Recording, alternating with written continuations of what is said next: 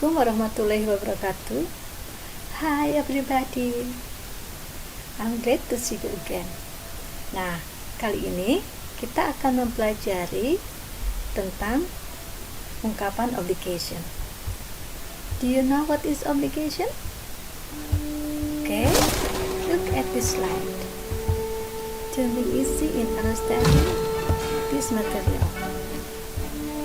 Nah, obligation itu adalah ungkapan untuk mengekspresikan keharusan atau kewajiban. Oke, ya. Nah, untuk memudahkan bagaimana ungkapan obligation itu diucapkan dalam bahasa Inggris, look at this structure. Nah, obligation structure ini perlu diikuti ya, untuk menghindari kekeliruan dalam pemahamannya. Nah, ini ada yang pertama, ada dua tampilan rumus dalam ungkapan obligation ini. Yang pertama, subject, must, verb, and object. Nah, subject, as you know, ya, as like I, you, we, they, she, he, it, ya. Kemudian diikuti must. Ini must is a character of obligation expression. Ini ciri daripada ungkapan obligation itu, yaitu karena adanya penggunaan kata must. And then ikuti verb, kemudian object. Nah, and then rumus 2, subject must be adjective, noun, and adverb. What are the differences between must and must be? Nah, look at here. Must be is used if it's followed by adjective, noun, or adverb. Nah, jadi jikalau diikuti oleh adjektif, kata sifat, noun, benda, atau adverb, keterangan, ini penggunaannya ini perlu diikuti oleh be, jadi must be.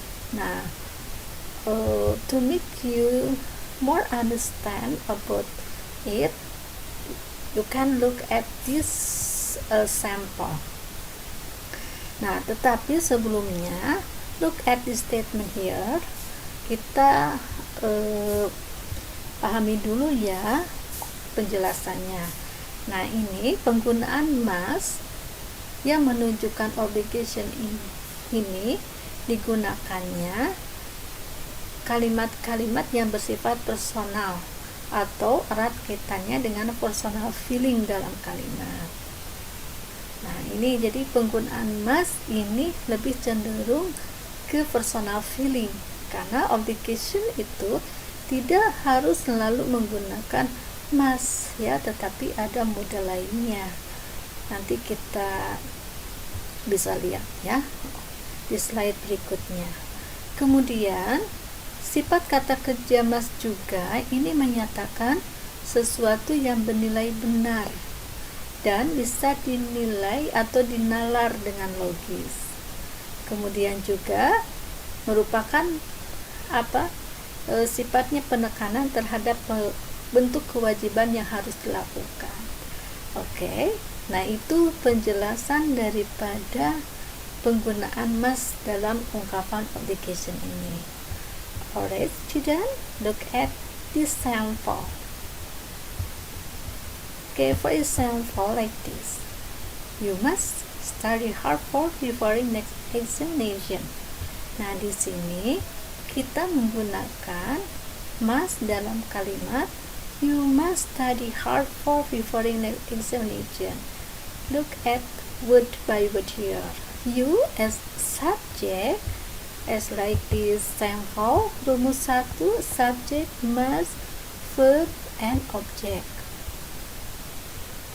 Okay, wait a minute. Nah, ini membandingkan ya, biar mudah gitu. You must, and then setelah you, subject tadi ikuti dengan must, and then diikuti tadi oleh apa? Verb. That's right. Ini verb ya.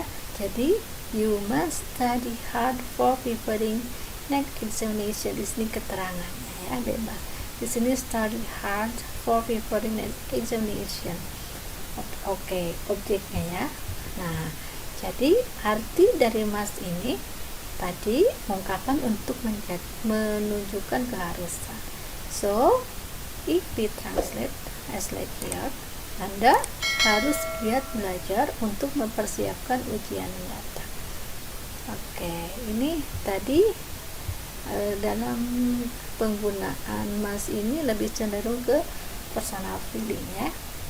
And then look at the second sample here. I must go to the rock concert tomorrow night. I'm very excited to see Floor Jansen is a new stage queen for my twist and how amazing she is. Nah, ini juga sama. I must go, subject diikuti oleh must, verb go to the rock, object and keterangan ya. Oke, jadi saya harus pergi ke konser musik rock besok malam. Di sini si speaker ini menunjukkan sebuah personal feelingnya bahwa dia itu ya ini mengharuskan dirinya untuk pergi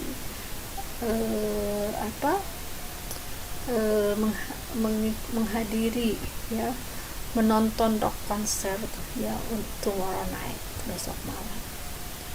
Right. I think it is easy in understanding how to say the obligation at present, isn't it?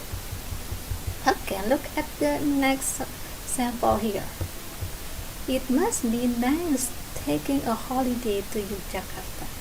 Okay, do you remember that must be?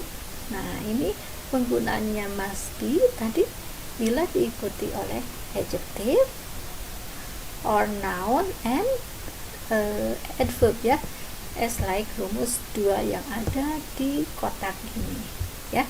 Nah, jadi must be ini digunakannya bila diikuti oleh adjective, noun, adverb. Alright, student. Okay, as next sample here. It must be nice taking a holiday to Yogyakarta. Its subject must be. Kenapa pakai must be? Karena diikuti oleh nice taking ya. Oke, nice itu adalah adjective ya. Pasti menyenangkan berlibur ke Yogyakarta. And then the second, my computer can't run well. It must be broken. Okay, it must be broken. It is obligation expression. Di sini diikuti oleh broken ya. Oke, rusak itu adjective. So it must be gitu. Okay, student, do you understand? Alright. And then look at the another type of obligation yang menggunakan modal have to.